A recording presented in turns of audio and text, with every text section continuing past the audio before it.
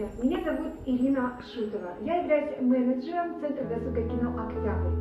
И я очень радуюсь за то, чтобы проект, автором которого является Светлана Забоева, получил положительный результат, в связи с тем, чтобы Света могла продолжать такую же активную и яркую деятельность, которую она ведет в своей жизни. Во-первых, Светлана является финалистом Республиканского открытого городского фестиваля «Поющая планета».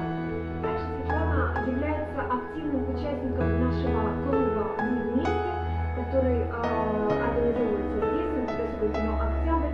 Светлана приезжает ежемесячно к нам сюда, очень этим самым нас радует. Она активно принимает участие в жизни Центра досуга кино «Октябрь», в творческой жизни.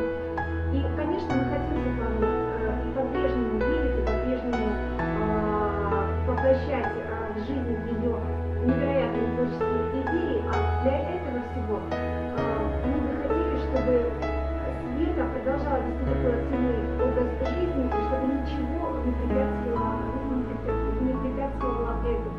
Поэтому, собственно говоря, и была потрясающая мысль от Светланы создать такой замечательный проект «Жизнь без барьеров», что поможет Светлане спокойно пользоваться гусеничным подъемником. Да, мы будем самостоятельно